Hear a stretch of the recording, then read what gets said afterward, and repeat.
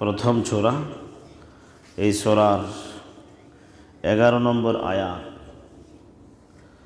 এই আয়াতের মাঝে আল্লাহ তাআলা বলছেন, ইয়া আইয়ুহাল্লাযীনা আমানু, হে ঈমানদারগণ, ইযা কিলা লাকুম, যখন তোমাদেরকে বলা হয়, তাফাসসাহু ফিল মাজালিস, মজলিসের মধ্যে তোমরা অন্যদের বসার জায়গা করে দাও। যখন তোমাদেরকে বলা হয় মজলিসের মধ্যে অন্যদের বসার জন্য জায়গা করে দাও, ফাফসাহু, তখন তোমরা জায়গা করে দিও। ইয়াফসাহিল্লাহু লাকুম, আল্লাহ তাআলাও তোমাদের জন্য প্রশস্ততা দান করবেন।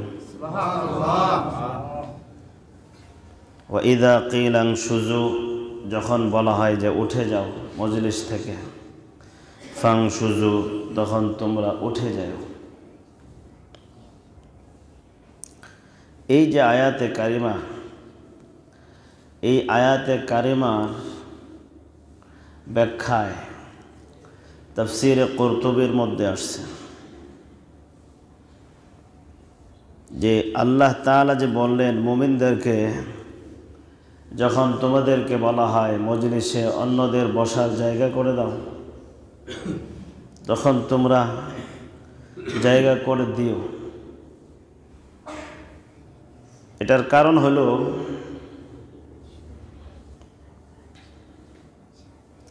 নবী করিম সাল্লাল্লাহু আলাইহি ওয়াসাল্লামের জামানায় কিছু কিছু ধনী মানুষ ইসলাম কবুল করছিল। তো একজন ধনী লোককে দেখলেন যে মজলিসের মধ্যে বসে আছে, তো একজন গরিব মানুষ আসছে নবীর দরবারে। ধনী গরিব সবাই তো আসবে, সবাই একসাথে বসবে, এটাই স্বাভাবিক। এক ধনী লোককে দেখলেন, তো গরিব লোক আসছে, এসে পাশে বসতে চাইতেছে, তখন সে কাপড় গুটাইতেছে। কাপড় গুটিয়ে গুটিয়ে এমন একটা ভাব দেখাইতেছে যে গরিব মানুষ পাশে বসলেই তার প্রেস্টিজের মধ্যে আঘাত লাগবে, এবং সে তার পাশে তাকে বসতে দিতে চাইতেছে না। তো আল্লাহ তাআলা আয়াত নাজিল করছেন যে মজলিসের মধ্যে বসার জন্যে জায়গা করে দাও। যদি দেও তাহলে আল্লাহ তোমার জন্যে প্রশস্ত জায়গার ব্যবস্থা করে দেবে। সুবহানাল্লাহ।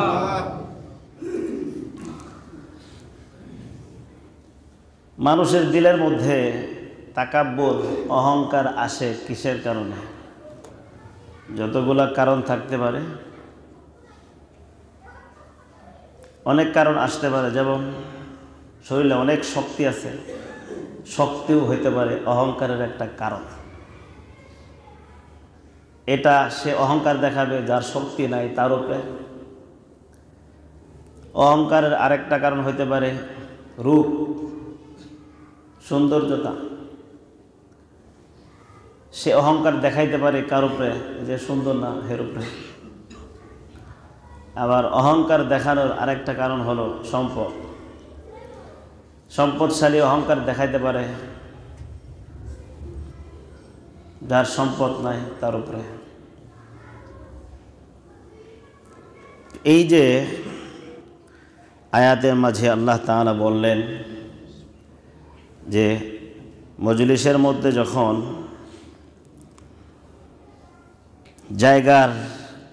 জায়গা করে দেওয়ার দরকার হবে, প্রয়োজন হবে, তখন তোমরা জায়গা করে দিবা। প্রয়োজনে যদি বলা হয় উঠে যাও মজলিস থেকে, তো উঠে যাবা, আদব রক্ষা করে চলতে হবে।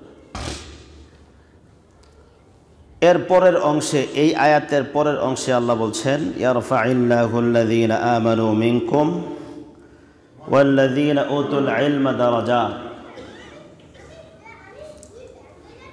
আল্লাহ তাআলা বলছেন যে আল্লাহ তাআলা মর্যাদা বাড়িয়ে দিয়েছেন তোমাদের মধ্য থেকে। পৃথিবীতে যত মানুষ আছে, পৃথিবীতে যত মানুষ বসবাস করতেছে, দুই শ্রেণীর মানুষের মর্যাদা আল্লাহর কাছে আছে। এটা স্বীকৃত মর্যাদা। আর এই স্বীকৃতি কে দিয়েছেন বলেন তো? এটা আল্লাহ প্রদত্ত মর্যাদা। আল্লাহ পাক এই মর্যাদা স্বীকৃতি দান করেছেন, আল্লাহই দিয়েছেন। দুই শ্রেণীর মানুষ যাদের কথা কোরআনের এই আয়াতের মাঝে আল্লাহ বলছেন। প্রথমে আল্লাহ নিয়ে আসছেন আল্লাযীনা আমানু মিনকুম, তোমাদের মধ্য থেকে যারা ঈমানদার মুমিন। ঈমানদারের কথা আগে নিয়ে আসলেন কেন? কারণ হলো কেউ যদি ঈমানই না নিয়ে আসে, যত বড় ডিগ্রিদারি হোক, তাহলে সে মর্যাদাবান হবে না। দ্বিতীয় নম্বরে বলছেন আল্লাযীনা উতুল ইলম, যাদেরকে ইলম দেওয়া হয়েছে, কোরআন সুন্নাহর জ্ঞান যাদেরকে দান করা হয়েছে, তাদের মর্যাদা আল্লাহ বাড়িয়ে দিয়েছেন। কতটুকু মর্যাদা? দারাজাত বলছেন আল্লাহ তাআলা, অনেক অনেক মর্যাদা। কি পরিমাণ? তাফসিরে কুরতুবির মধ্যে এই আয়াতের তাফসির যদি দেখেন, পরিষ্কার সেখানে উল্লেখ আছে যে বাইনাল আলিমি ওয়াল আবিদি মিআতু দারাজা। একজন আলেম আর একজন আবেদ। আবেদ মানে হলো সাধারণ ইবাদত গুজার, যে আলেম নয় কিন্তু ইবাদত বন্দেগী করে, আবেদ। তো নবীর হাদিস হলো বাইনাল আলিমি ওয়াল আবিদি, আলেম আর আবেদের মাঝে যে মর্যাদা, মিআতু দারাজা, মর্যাদার ব্যবধানে 100 মর্যাদার ব্যবধান। একজন আলেম আর একজন আবেদ, এই দুইজনের মর্যাদা যদি মাপেন, তাহলে নবীজির হাদিস দিয়ে মাপতে হবে। আমাদের মন করা মাপলে তো আর হবে না। হবে? নবীজির হাদিসে যা বলছেন সেটাই। মর্যাদা কতটুকু? 100 মর্যাদার ব্যবধান। আলেমের মর্যাদা 100 মর্যাদা উপরে, আর আবেদের মর্যাদা 100 স্তরের নিচে। এরকম 100 মর্যাদা, দুই মর্যাদার মাঝখানে ব্যবধান কতটুকু? সেটাও হাদিসের শব্দ। 70 বছর একটা প্রশিক্ষণপ্রাপ্ত ঘোড়া যদি চলতে থাকে, তাহলে কত ব্যবধান হবে? দুই মর্যাদার মাঝে এই রকম ব্যবধান, তাহলে 100 মর্যাদায় কতটুকু হবে? তো দুই শ্রেণীর মানুষকে আল্লাহ পাক আয়াতের মাঝে মর্যাদাবান করেছেন। প্রথমে নিয়ে আসছেন মুমিন, আরেকজন হলো আলেম। তো প্রথমে ঈমানদারের কথা নিয়ে আসলেন কেন? কারণ তো এটাই যে একজন ঈমান আনে নাই, কোরআন সুন্নাহর জ্ঞান শিখছে, এরকম কিন্তু আছে। ইহুদি খ্রিস্টানদের মধ্য থেকেও একটা দল আছে যারা কোরআন সুন্নাহর জ্ঞান শিখে, কিন্তু ওরা ঈমান আনে নাই। ওরা শিখে কেন?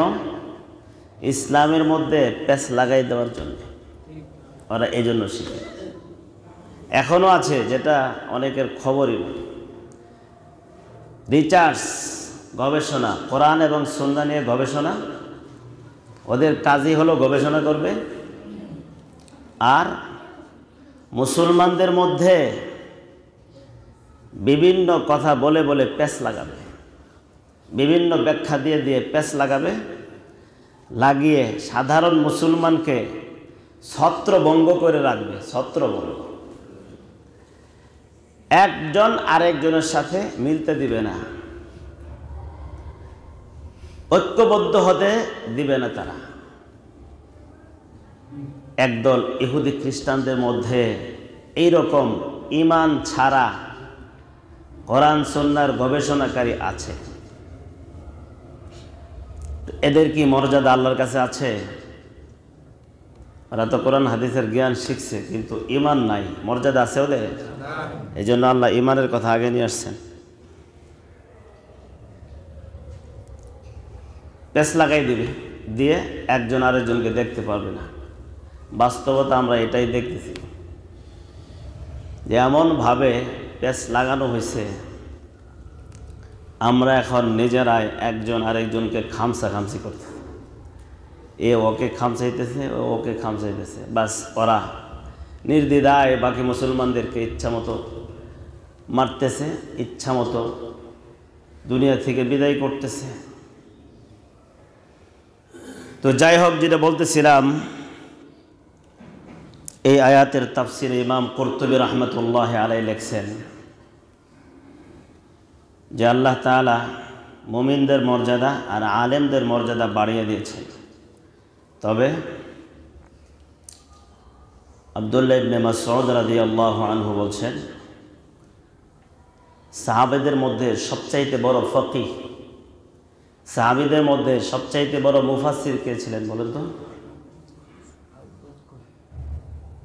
সাহাবীদের মধ্যে সবচাইতে বড় মুফাসসির কে? আব্দুল্লাহ ইবনে আব্বাস রাদিয়াল্লাহু আনহু। আর সবচাইতে বড় ফকিহ কে ছিলেন? সবচাইতে বড় সাহাবীদের মধ্যে সবচাইতে বড় মুফতি সাহেব। ফকিহ মানে কি? মুফতি। সবচাইতে বড় মুফতি কে ছিলেন? আব্দুল্লাহ ইবনে মাসউদ রাদিয়াল্লাহু আনহু। এবং সাহাবীদের মধ্যে সবচাইতে বেশি সুন্নতের অনুসরণে সবার অগ্রগামী কে ছিলেন? আব্দুল্লাহ ইবনে ওমর রাদিয়াল্লাহু আনহু। তিন আব্দুল্লাহ, তিনজন আব্দুল্লাহ তিন দিক থেকে সেরার স্থান দখল করেছিলেন। আব্দুল্লাহ ইবনে আব্বাস, আব্দুল্লাহ ইবনে মাসউদ, আব্দুল্লাহ ইবনে ওমর। আব্দুল্লাহ ইবনে ওমর রাদিয়াল্লাহু আনহু তো এমন অনুসরণ করতেন নবীর সুন্নতের। নবীজি এক জায়গায় সফরে গিয়েছিলেন, ওই জায়গায় নবীজির ইস্তেঞ্জার প্রয়োজন হয়েছিল, এজন্য নবীজি এখানে ইস্তেঞ্জা করেছেন। তো আব্দুল্লাহ ইবনে ওমর রাদিয়াল্লাহু আনহু যখন ওই রাস্তা দিয়ে কোনো সময় গেছেন, যাওয়ার পথে নবীজি যে জায়গায় সোয়ারিকে দাঁড় করিয়ে ইস্তেঞ্জা সারার জন্য গিয়েছিলেন, আব্দুল্লাহ ইবনে ওমর রাদিয়াল্লাহু আনহু ওই জায়গায় সোয়ার দাঁড় করিয়ে তিনি ইস্তেঞ্জার প্রয়োজন কিন্তু হয় নাই, কিন্তু ইস্তেঞ্জার ভান করে কিছুক্ষণ বসতেন, বসে আবার উঠে গেতেন গা। এমন করলেন কেন? নবীজি চলার পথে এই জায়গায় এসে থামছিল, আর এই জায়গায় এসে ইস্তেঞ্জার জন্য নবীজি বসছিল, এই জন্য আমি নবীর অনুসরণ করতে গিয়ে এমনটা করলাম। আব্দুল্লাহ ইবনে ওমর রাদিয়াল্লাহু আনহু নবীর অনুসরণের ক্ষেত্রে কি পরিমাণ ফলো করছেন, খেয়াল রাখছেন, চিন্তা করার বিষয়। তো এই তিন আব্দুল্লাহর মাঝে আব্দুল্লাহ ইবনে মাসউদ রাদিয়াল্লাহু আনহু, আব্দুল্লাহ ইবনে মাসউদ রাদিয়াল্লাহু আনহু বলছেন, এই আয়াতের ব্যাখ্যায় বলছেন, মাদাহাল্লাহুল উলামা ফি হাযিহিল আয়াহ। এই আয়াতের মাঝে আল্লাহ তাআলা আলেমদের মর্যাদার বর্ণনা করেছেন, আলেমদের প্রশংসা করেছেন এই আয়াতের মাঝে। তো আল্লাহ আলেমদের প্রশংসা করে, আর কিছু ভাইয়েরা আছে সারাদিন আলেমদের নিন্দা করে করে বেড়ায়। আপনি যে আলেমদের নিন্দা করে করে বেড়াইতেছেন, আপনার কাজ আর আল্লাহর কাজের মধ্যে কি এক হয়েছে? আল্লাহ তো প্রশংসা করতেছে আর আপনি করতেছেন নিন্দা। তো আপনার জায়গা আল্লাহর ইচ্ছার বিপরীত হয়ে যাচ্ছে। তো আল্লাহর ইচ্ছার বিপরীত যদি আপনার কাজ হয়, তাহলে পরিণতি কি হবে একটু চিন্তা করেন। এই জবান দিয়ে যতদিন বেঁচে থাকবেন, এই যে কথাগুলো যা বলতেছি, যদি আমার কথা হয় তাহলে একদম ডাস্টবিনের মধ্যে ফেলে দিবেন, আমার কথা নিক্ষেপ করে। যদি আমার ব্যক্তিগত কোনো কথা হয়, তাহলে আমার কথাকে আপনাদের মানতে হবে না, আমার কথাকে আপনারা ডাস্টবিনের মধ্যে ফেলে দেন, কোনো আপত্তি নেই। কিন্তু যেই কথা কোরআনের হবে, যেই কথা হাদিসের হবে, ওই কথা যদি আপনি সামান্যতম হালকা দৃষ্টিতে তাকান, ইমানের মধ্যে দুর্বলতা আছে আপনার। যদি আমার জবান থেকে কোরআনের কোনো কথা বের হয়, হাদিসের যদি কোনো কথা বের হয়, আর সেই কথাকে যদি আপনি হালকাভাবে নেন, তাহলে আপনার ইমানের মধ্যে সমস্যা আছে, বুঝতে হবে। এই কথা বুঝবেন। আমি আগেই বলেছি, আমার কথা যদি হয় ব্যক্তিগত কথা, তাহলে আপনি সেটাকে ছুঁড়ে মারেন, আমার কোনো আপত্তি নাই। কিন্তু সেই কথা যদি কোরআনের হয়, সেই কথা যদি হাদিসের হয়, আর আপনি যদি আরে হুজুর বলবে হালকা দৃষ্টিতে তাকান, তাহলে বোঝা যাবে আপনার ইমানের সমস্যা। ইমান ঠিক করতে হবে আগে। আপনার ইমানই ঠিক নাই, ইমানকে ঠিক করতে হবে আগে। তাহলে এই আয়াতের মাঝে কোরআন শরীফের সূরাতুল মুজাদালা আয়াত নাম্বার 11 দেখে নেবেন। তাফসীরের কিতাব না থাকলে কিনে দেখে নেবেন। একদম বলে দিতেছি কোন জায়গা থেকে কথা বলতেছি, সেটাও বলে দিতেছি। আল্লাহ বলছেন, ওয়াল্লাযীনা উতুল ইলমা দারাজাত, আলেমদের মর্যাদা আল্লাহ বাড়িয়ে দিয়েছেন। এখন আলেমদের পিছনে কিছু মানুষ এমনভাবে লাগছে, কেন লাগছে জানেন? সাধারণ মানুষগুলাকে আলেম থেকে বিচ্ছিন্ন করার জন্য, আর কিছু না। যাতে করে সাধারণ আবেদ মানুষগুলাকে বেশি থেকে বেশি গুমরা করে জাহান্নামের কীট বানাই দেওয়া যায়, এই জন্য এই চেষ্টা, আর কিছু না। আলেমদের কাছে যাবে না, মূর্খদের কাছে যাবে, ইঞ্জিনিয়ারের কাছে যাবে, ডাক্তারের কাছে যাবে, গিয়ে দিনের সমাধান নেবে, আর গুমরা হবে, দল্লু ফাদল্লু, সব মিলে একসঙ্গে জাহান্নামের মধ্যে চলে যাবে। এটা কেন করবেন? আপনাদের কাজ কি আল্লাহ এই জন্য দুনিয়াতে পাঠাইছেন? হ্যাঁ, সাহাবীদের জিম্মাদারি ছিল নবীর কথা নবীর কথা নবীর কথা মানতে হবে, তারপর চলতে হবে। আর কিয়ামত পর্যন্ত নবী আসবে না, বাকিদের কাজ কি? বাকিদের কাজ হলো নবীদের ওয়ারিস উলামায়ে কেরামদের পথেই চলতে হবে। এটা তাদের কাজ। এনে ব্যক্তিগত ইচ্ছা, আমার মন চাইলো করলাম, মন চাইলো করলাম না, এটা চলবে না। এটা শরীয়ত এটা বলে নাই, এটা বলে নাই। আল্লাহ বলছেন যেটা সেটাই করবেন। এটা আমার মনে চাইলো একটা গবেষণা করলাম, ব্যক্তিগতভাবে, ব্যক্তিগত গবেষণা চলবে না। শরীয়তের দিক নির্দেশনা মোতাবেক আমার মনকে লাইনে নিয়ে আসতে হবে। আমার মন মতো শরীয়তকে লাইনে নিয়ে আসবেন, ইসলামকে আপনার মন মতো লাইনে নিয়ে আসবেন, নাকি আপনার মনকে ইসলামের লাইনে নিয়ে আসবেন? কোনটা? এই জন্য প্রিয় ভাইয়েরা, আব্দুল্লাহ ইবনে মাসউদ রাদিয়াল্লাহু আনহু এই আয়াতের ব্যাখ্যায় লিখতেছেন, এই আয়াতের ব্যাখ্যার মধ্যে তিনি বলতেছেন, ইয়ারফাইল্লাহুল্লাযীনা উতুল ইলমা, হুবহু তাফসীরে কুরতুবীর শব্দ আমি আপনাদের কাছে নকল করে শোনাচ্ছি। ইয়ারফাইল্লাহুল্লাযীনা উতুল ইলমা আলাল্লাযীনা আমানু ওয়া লাম ইউতা বিল ইলম, যাদেরকে আল্লাহ ইলম দান করেছেন, কোরআন এবং সুন্নাহর জ্ঞান যাদেরকে দান করেছেন, তাদের মর্যাদা আল্লাহ বাড়িয়ে দিয়েছেন। কাদের উপর? আলাল্লাযীনা আমানু, ওই সকল মুমিনদের উপরে যাদেরকে আল্লাহ কোরআন এবং সুন্নাহর ইলম দেন নাই।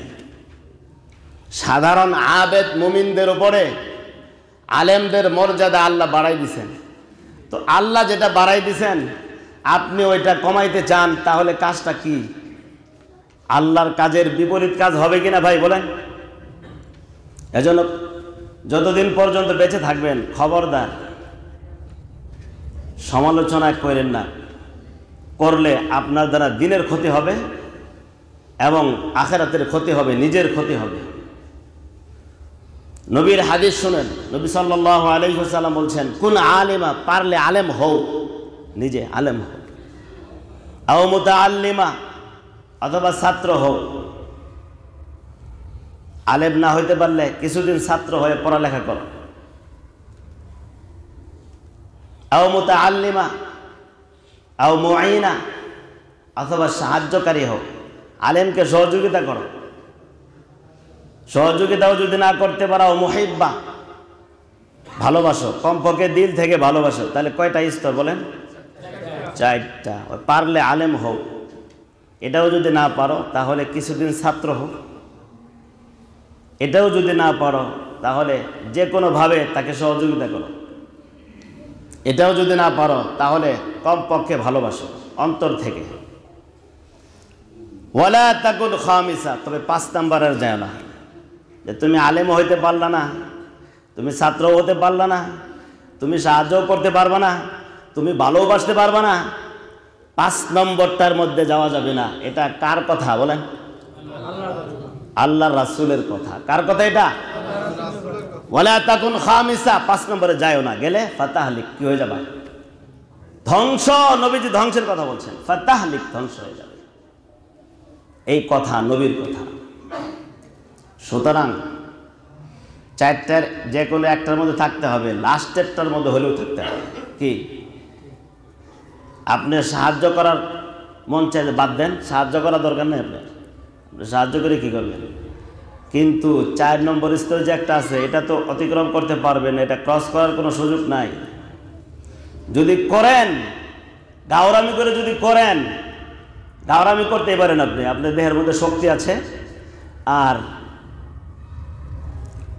কিছু প্রভাব প্রতিপত্তি আছে, আপনি গাওরামি করতেই পারেন, কিন্তু ফাতাহলিক, দুঃসংবাদ হলো ধ্বংসের পথ বেছে নিতে হবে। কোরআনে আল্লাহ বলছেন, কুল হাল ইয়াস্তাবিল্লাযীনা ইয়ালামুনা ওয়াল্লাযীনা লা ইয়ালামুন, সূরাতুজ জুমার। আল্লাহ বলছেন, কুল, হে নবী আপনি বলে দেন, সব মানুষ, দুনিয়ার সব মানুষদেরকে জানায় দেন, হাল ইয়াস্তাবিল্লাযীনা, ওই সকল মানুষ যাদেরকে ইলম দেওয়া হয়েছে আর যাদেরকে ইলম দেওয়া হয় না, এরা কি সমান? যাদেরকে ইলম দেওয়া হয়, যারা জানে আর যারা জানে না, এরা কি দুই সমান হতে পারে? পশ্চিমকালে না। আবু উমামা আল বাহিলি রাদিয়াল্লাহু আনহু, উনি একটা হাদিস বর্ণনা করেছেন। নবীজির কাছে আসলো, এসে বলল, যুকিরা লিরাসূলিল্লাহি সাল্লাল্লাহু আলাইহি ওয়াসাল্লাম রাজুলান, নবীজির কাছে 2 ব্যক্তির আলোচনা করা হলো, যে মর্যাদার দিক থেকে এই 2 ব্যক্তির মধ্যে কে সেরা, কে মর্যাদাবান। 1 নম্বর, একজন হলো আল আলিম ওয়াল আখার ওয়াল আবিদ। একজন হলো আলেম, ইসলামিক জ্ঞানে পারদর্শী, আর একজন হলো আবেদ, সাধারণ ইবাদত গুজার বান্দা। 2 জনের মধ্যে মর্যাদায় শ্রেষ্ঠ কে? জিজ্ঞাসা করছে। দেখেন, এই প্রশ্নের সমাধান সাহাবায়ে কেরাম নবীর কাছ থেকে সরাসরি নিয়েছেন। তো নবীজি সাল্লাল্লাহু আলাইহি ওয়াসাল্লাম জবাব দিলেন যে ফাদলুল আলিমি কা ফাদলিল আবিদি, ফাদলুল আলিমি আলাল আবিদি। একজন আলেমের মর্যাদা একজন সাধারণ ইবাদত গুজার বান্দার উপরে, ব্যক্তির উপরে কতটুকু? কাফাদলি আলা আদনাকুম, তোমাদের সাধারণ ব্যক্তির উপরে আমার যে মর্যাদা, আমার যেমন মর্যাদা, সাধারণ ইবাদত গুজার বান্দার উপরে একজন আলেমের মর্যাদা তেমন। সাধারণ সাহাবীদের মর্যাদা আর নবীর মর্যাদা কতটুকু ডিফারেন্স বলেন তো? সাধারণ ইবাদত গুজার বান্দা আর একজন আলেমের মর্যাদার মধ্যে এইরকম ব্যবধান আছে। তো এখন যদি আরে আলেমরা কি জানে, আলেমরা মিছা কথা কয়, আলেমদের চাইতে আমাদের ঈমান বেশি শক্তিশালী, ইবাদত অনেক বেশি, তাহলে এই কথাগুলা কোরআন এবং সুন্নাহর বিপরীত হবে কিনা বলেন? অন্য হাদিসের মধ্যে আসছে, নবী সাল্লাল্লাহু আলাইহি ওয়াসাল্লাম বলছেন, ফাদলুল আলিমি আলাল আবিদি কা ফাদলিল কামারি লাইলাতাল বদরি আলা সাইরিল কাওয়াকিব। যে আলেমের মর্যাদা আবেদের উপরে, সাধারণ ইবাদত গুজার মানুষের উপরে কেমন? কা ফাদলিল কামার লাইলাতাল বদরি, পূর্ণিমার চাঁদে, পূর্ণিমার রজনীতে যে চাঁদ ওঠে, পূর্ণিমার চাঁদ, 14 তারিখের রাতের চাঁদ, এই চাঁদের মর্যাদা অন্যান্য তারকা, সমস্ত তারকারাজি আছে না, আকাশে যত তারকারাজি ওঠে, এই তারকারাজির আলো বেশি নাকি পূর্ণিমার রজনীতে পূর্ণিমার চাঁদের আলো বেশি বলেন? অন্যান্য তারকার উপর পূর্ণিমার চাঁদের যেই মর্যাদা, যেই মান, যেই শান, সাধারণ ইবাদত গুজার মানুষের উপরে আলেমের মর্যাদা ওই পরিমাণ, ওই শান, ওই মর্যাদা। এই জন্য প্রিয় ভাইয়েরা, বিনীতভাবে অনুরোধ করছি, আমি আপনাদেরকে এই কথাগুলি বলতে বাধ্য। কেন বাধ্য? কারণ একটা জিম্মাদারি আছে আমার।